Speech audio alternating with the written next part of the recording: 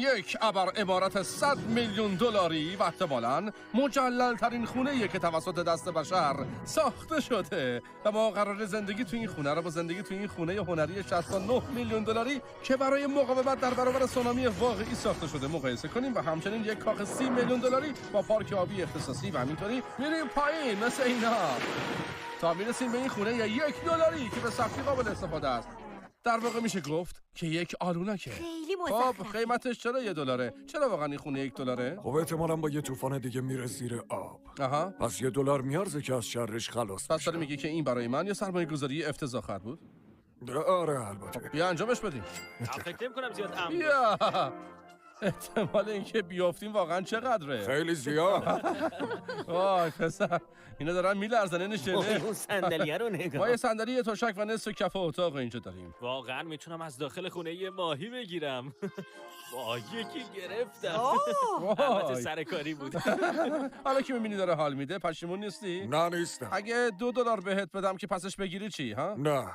خیلی خوب تلاشمو یه کردم. پیشنهادی دارم. چطوره که از این خونه بریم؟ جلوتر تو این ویدیو یه خونه داریم که 100 میلیون برابر این خونه قیمت داره و چون دیگه اصلا قصد ندارم تو این کلبه بی ارزش پا بذارم بیاید بریم سراغ چیز بهتر.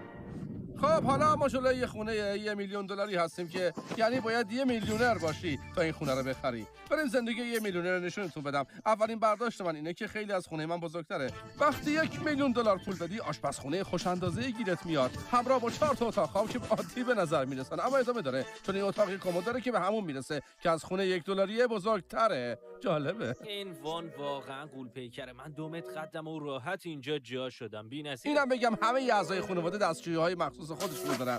خدای من بهترین جای خونه همین طبقه پایینشه.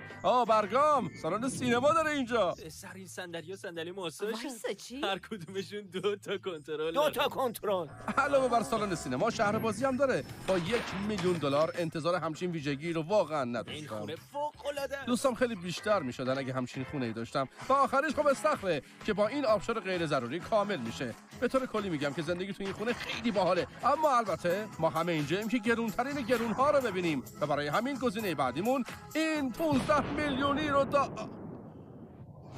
خونه 15 میلیونی. وایس ببینم هولش دادی. خدای من پسر، من مال اینجا نیستم. این شبیه خونه‌ایه که تو GTA میگیریم. وای خدای من. اون منظره محشره. استخر خیلی کوچیکتر از خونه $1 میلیون اما به معنای واقعی کلمه میتونی کل LA رو ببینی. کمک! هی کمک کنید. بس دیگه برید داخل. دوستای جدید لازم دارم. بیاید برید خونه رو ببینید. به نظرتون صاحب این خونه شغلش چیه ها؟ بهم بگین. تو کار NFT. خب نه اون وکیله. این یارو توی 2017 وکیل برتر و توی 2021 وکیل شماره 1 شده. ظاهرا همین برای گرفتن این خونه کفایت میکرده. انگار برام یه یادداشت گذاشتن. مستر بیست عزیز ممنون که از خونم دیدن میکنید. بهترین هدیه رو بهم دادید. تا ابد کارت برنده پیش بچه‌هام دارم. همچنین لطفاً هیچ کدوم از ساندویچ‌ها رو نخورید. اونا خیلی برای خودم و خانواده‌ام مقدسن و نسل به نسل منتقل شده. حله پایین یا بالا؟ پایین. میریم پایین. بسیار خوب. حالا داره جالب‌ترم میشه. طبقه پایین این عمارت سالن اختصاصی سینما و باشگاه شخصی داره. اینترنت میل برای استفاده رمز میخواد. 6969. اتاق مهمونم اینجاست. بخش سرگرمی و یه کافه که صابخونه کلی غذای رایگان برامون گذاشته. بچه‌ها قبل از اینکه چیزی بخورید اگه اینو گذاشته باشه تا بتونه برای خوردنش ازمون شکایت کنه چی؟ خب خیلی دیره کار خوردشون. و این منظره زیرزمینی باور نکردنی از استخر. آره همینه. راست میگی. نولان میخواد برای ویدیو توی پس زمینه شنا کنه. فکر نمی‌کنه فهمیده باشیم که فیلم برداری تموم شده. آره یه بار دیگه انجامش بده. و حالا یه خواب مستر با یه منظره عالی دیگه. کار بیا اینجا. خطا زدی. یکی دیگه. دوباره خطا زدی. نولان بگیرش. نولان خوب بمون میخوام بزنم پسر. اینقدر کوسه پرت نکنین. اگه از لبه بیفته ممکن ازم شکایت کنه و برای اینکه با برگه‌های دادگاه روبرو نشیم تصمیم گرفتیم کل کشور رو پرواز کنیم تا ماساچوست برای خونه $30 میلیون. این ملک فوق‌العاده 16 خوابه است و 4 تا ساختمان مختلف داره. توی خونه اصلی چندین اتاق نشیمن وجود داره اما این یکی بهترین اتاق نشیمن این ملکه. اینجا واقعا بزرگه. این دفتر دیگه چی؟ بیزی شکل انتظار داشتین چه کتابی علاوه بر راه ثروتمند شدن نوشته بنجامین فرانکلین اینجا باشه ها؟ داداشمون هم لامپ ساختم کتاب. ادیسون لامپو اختراع کرده، بن فرانکلین خب بن نبوده. فرانکلین چیکار کرد؟ من این کتابو میخونم. بعد از اتاق نشیمن توی دفتر آشپزخونه بزرگی بود که اونجا صابخونه برامون هدیه گذاشته بود. صاحب این مکان با ساخت شمع پولدار شده. برای همین برامون شمع‌های مستر بیستی ساخته. اون بوی ساحل میده. آره چطور سال گذاشتن توی شمع. و اما بریم بالای ساختمون اصلی ملک. چندلر اینجا رو میتونی کشف روی کرد. سقف گلف بازی کنی. اون حتی نزدیک به باحال‌ترین قسمت این خونه نیست، چون همین بغل یک گاراژ پر از ماشین‌های عجیب و غریبه. این شبیه گاراژ بازی هاست. واقعا جالبه. لامبورگینی روی لامبورگینی. مثل آب نبات فروشی میمونه، از همه رنگه. بهترین بخشش اینه که این فقط یکی از 2 گاراژ ماشینه. دنبالم بیایید. بازم هست؟ سر اینجا ماشیناش از اون ور بیشتره. خدای من. خب حالا فهمیدم اگه یه ماشین بدزدی متوجه نمیشه. اصلا چطوری این ماشینا رو میخرن؟ 3 تاشم واسه من بذارید کنار. خریدن این همه ماشین کار تمام وقت میخواد. خب یه در سری انگار این گوشه راپله است. بریم ببینیم کجا میره. پسری مثل کمد ماشیناست. زیر گاراژ ماشینا یه ارتش دیگه از ماشیناست. واقعا برای اینجا باید روی کلید چراغ حساب کنن. 20 تا ماشین این پایین اما چراغ نداره. خدای امکان نداره. نه.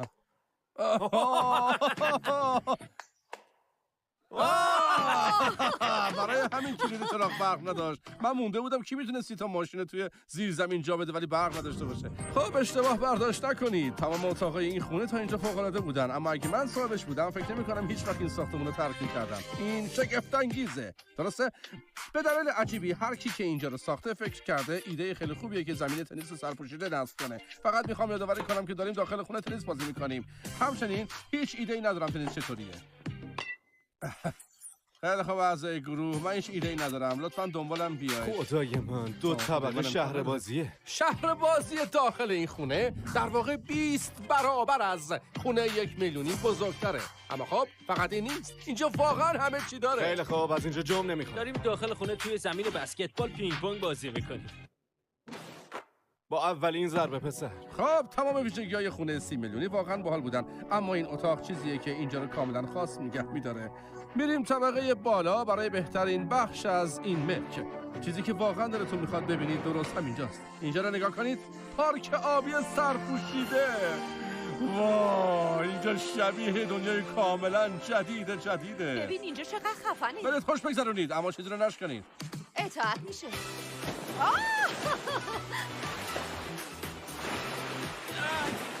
قراره همه با هم دیگه یه خورده سر بخوریم.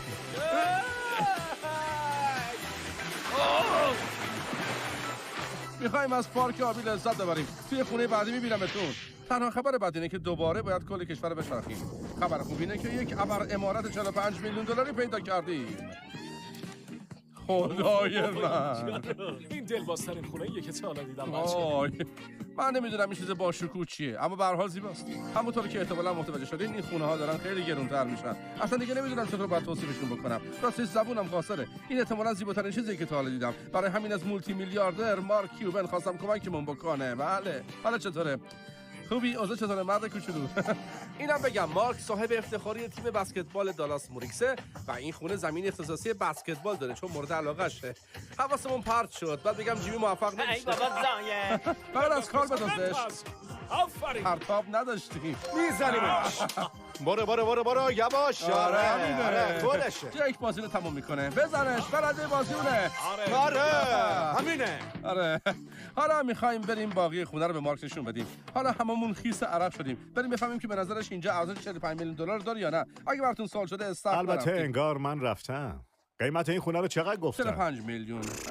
ارزشش رو نداره؟ چون برنت‌ووده. احتمالاً نصف اون میارزه. یعنی میگه الان اون چوب برنت‌وود؟ نه اسم محلشه. منم فکر کردم داره در مورد چوب خونه حرف میزنه. خنده داره. این دستشویی واقعا خوبه. توی دستشوییت مبل داری؟ آره. واقعا؟ آره دیگه. خیلی خوب. باید نظر مارک رو بدونیم. قانون شماره 1 اینه که باید جات گرم باشه. همین؟ اون حسی که وقتی میشینی سرد نباشه. موافقم. لازم نیست میلیاردی پول در بیارید تا خوشحال باشید. فقط باید بتونید پول بیدو و صندلی گرمکن داشته باشید. اونم تو توالت. چون بیشتر وقتمو اونجا میگذرونم. خیلی خوب. حتی با این که مطمئنم مارک دوست داره زمان بیشتری رو روی توالت های اینجا بگذرونه، وقتمون رسما داره تموم میشه. پس شما رو توی بعدی میبینم. ما بعدی خونه رو داریم که قیمتش خیلی اتفاقی عدد مورد علاقه منه و حالا توی امارات 69 میلیونی هستیم. انگار صاحبش آدم شروره. واقعا شرورانه. در واقع اسم خونه تو چطوره میرانده؟ خیلی بزرگتر از مال منه. بزرگتر از مال منم هست. دلیلی که این خونه عجیب توی بازار ارزش 69 میلیونی داره اینه که با مجسمه ها و آثار هنری گرانبها از سرتاسر دنیا پر شده. بیار بالا که هر کدوم از این آثار هنری ارزش دارن و ما میخوایم سعی کنیم حدس بزنیم. فکر میکنید این چقدر میارزه؟ به نظرم 100,000 تا. نظر تو چیه میراد؟ من میگم 80 تا. اون یکی از اینا تو خونه‌اش داره. آره یکی از اینا داره. فقط شما قیمت واقعی رو میدونید. راستش این یکی قراره باحال باشه. من میخوام بگم 1 میلیون دلار، چون درست پایین ورودی پلا قرار داره. 450,000 دلار. بله خیلی دقیقه. کاملا خیلی دقیق. خونه 30 میلیون دلاری، پارک آبی و همینطور 100 تا ماشین داشت. اما اینجا فقط اثر هنری داره. مجسمه بزرگی قرمز. اما این اتاق اینجا ما بهشون 30 بار قول دادیم که به وسیله داخلش دست نزنیم. من بیاید به چی بریم. دست نمیزنم. این دیگه چیه؟ این یکی از سیستم های صوتی کاملا آنالوگ خونگیه که توسط سازنده واکمن ساخته شده که یکی از اولین دستگاهی بوده که بهتون اجازه میداد موقع راه رفتن آهنگ گوش کنید. داشتن یه پل هواییه برای جابجا شدن که به این دلیل با دقت ساخته شده تا بتونه در برابر نیروی سونامی، اونم سونامی واقعی دووم بیاره. بعد اعتراف کنیم که واقعا باحاله. میتونید سونامی رو قبل از برخورد با خونه ببینید و جلوشو بگیرید. چیزی که منظره رو کامل میکنه حیات همسایه‌شونه. میتونید کلشو ببینید. اگه اینجا مردی زندگی کنه که مخفیانه عاشق آدمی توی خونه بغلی باشه؟ آره اون نامزد سابقشه. کنم رومئو و جولیت. و بعد تا اتاق آخر در انتظارمون بود. اونجا رو نگاه کنی. اون دیگه چیه؟ دیوونه ها. اصلا متوجه شدین که هواپیماها دارن اونو میکشن؟ چطوری این کار کردی؟ به این هواپیماها پول دادم و به حدود 1000 تا بیلبورد توی آمریکا پول دادم تا به همه اطلاع بدن که فیسپل بهترین شکلاتیه که میتونید بخرید. دیگه برنده دیگر رو ول کنید. فیسپل شکلات مدرنه. همچنین چون هالووین نزدیکه توی تمام این فروشگاهایی که اینجا میبینید این کیسه‌های بسته‌های کوچولو رو میفروشن تا بتونید توی هالووین پخش کنید. اگه نمیخواید توی هالووین لنگ بمونید مطمئن شید که برای بچه‌ها فیسپل میگیرید. خوشبختانه آبنباتمون مقرون به صرف است، اما میدونید چی مقرون به صرف نیست؟ خونه نهایی یا بعد بگم خونه 139 میلیون دلاری، احتمالاً مجلل‌ترین ابر عمارت روی سیاره است. در واقع این عمارت 36,000 متر مربعی چیزایی داره که توی هیچ خونه‌ای ندیدین. از کافه های شبانه جالب گرفته تا همینطور تیرکس و آسانسور کاملا رباتیک ماشین. اینجا قرار مغزتون رو منفجر بکنه و برای این کار تور خونه رو خواستار کردیم و رفتیم سراغ هنرمند جاستین حالا تیمبرلیک. چطوره؟ و این خونه جاستینه و قراره که نه خدای من، تا حالا منظری از این بهتر تو زندگیتون دیدین؟ این واقعا فوق العاده آره مرد واقعا جلوه ویژش عالیه، به نظرم عالیه. اینطوری یکی آره شاید بذاریم جزو دهته برتر، نه؟ میذارمش جزو 5 تا. توصیف کردن بزرگی این عمارت واقعا سخته. 12 اتاق خواب و همینطور 17 دستشویی توی 3 طبقه پخش شده. همشون با یه منظره عالی از کل لس آنجلس. من همیشه خونه رو با آشپزخونه قضاوت میکنم. آشپزخونه مینیمالیست. این که راجع به اینا داری نظر خب میدی چه حسی باید داری؟ ادامه بدیم. آخر این تور اگه 100 میلیون دلار خرج کنه نظرشو میفهمیم. اگه خوشش بیاد پول آماده داره. پول نقد رفیق. همه چی توی این خونه از گرونترین مواد توی کل سیاره زمین ساخته شده. برای مثال دیوارای این اتاق به طور کامل از سنگ مرمر وارداتی از شما باید ایتالیا تخمین است. بزنین که چه مقدار مرمر توی این خونه استفاده شده. منظورم اینه که اون کاملا سفارشیه. معلومه. آره هیچ دیوار معمولی توی این خونه یافت نمیشه. دیوار معمولی؟ واقعا لوستر خفنیه. این لوستر بیش از 1 میلیون دلار قیمتشه و به معنای واقعی وزن سقف رو گرفته چون چندین هزار پوند وزنشه. همینطوری ادامه داره. نگفته بودی 1 میلیون پولشه، داشتم باش بازی میکردم. توی این خونه فقط 6 میلیون لوستر استفاده شده و اتاقهای طبقه پایین حتی بهترم میشن. یه خونه کامل دیگه این پایینه. اگه بیای اینجا اینجا جایی اتاق که یخه. منو زندانی میکنی؟ نه خواهشن نکن. خب اینجا قراره چیکار کنیم؟ فکر کنم ایده‌های اتاقشون تموم شده. احتمالاً 50% وجود داره که اینجا گیر افتاده باشیم چون هیچ دستگیری نداره. نه مشکلی نیست. خنده‌دار میشه اگه گیر می‌کردیم. قیافشون. اون دایناسور واقعیه؟ حالا که میدونی خونه یه دایناسور داره بیشتر وسوسه شدی بخریش، درسته؟ هنوز تصمیم نگرفتم. آها. واه اینجا اتاق کمدشونه. خب در حال حاضر هیچ کس مالک این خونه نیست. برای همین اسم افرادی که تو این سیاره میتونن پول خونه رو بدن اینجا قرار دادن. وارن بافت بیش از 80 میلیارد، الیسون 50 میلیارد، بزوس 100 میلیارد دلار. چند چرا اسم تو اینجا نیست ها؟ خیلی خوب، بریم اون طرفو ببینیم. نولان داری واسه من قیافه میگیری؟ نه فقط نشستم. واقعا همین. به این خونه میای؟ ممنونم. همین هدف رو داشتم. دقیقاً همین. آره واقعا میگم. نولان قراره بره توی اتاق ادیت و کلیپش کنه.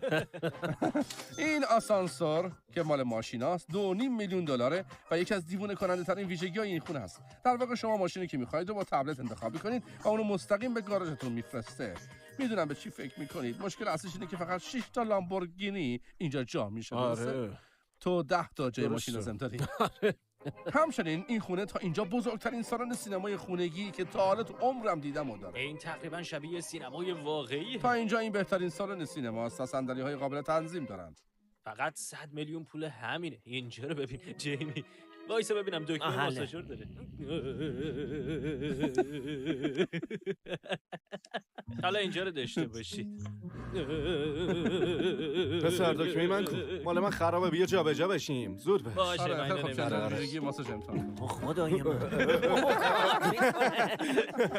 امکان یه نداره بار فقط هم یکی باشه پسر. پسر عالیه. پسر اینو چه برگشونه؟ خیلی خوب، بیاید بریم طبقه بالا. اتاق خواب اصلی اینجاست. اونجا هم که دستشویی هست. خب اگه یه وقتی 10 تا مهمون داشتید میتونید اینجا آره بهشون جا من بدید. همینه مرد. نمیتونی با کسی بری اونجا، اساسا خودتی و خودت. اما برای دوش گرفتن میتونی مهموناتو اینجا بفرستی. البته اگه اهلش باشی. ای بوگندوش. و حالا میرسیم به بهترین بخشش، یعنی استخر. دلیل واقعی که این خونه اینقدر قیمتش اینه. دارم فشارش این میدم. یه صفحه به این نمایشه. صورت. به طرز عجیبی بزرگه. و خیلی هم حس کنده. دراما میده. آره. آه. جلوه رمانتیک و دراماتیکی داره.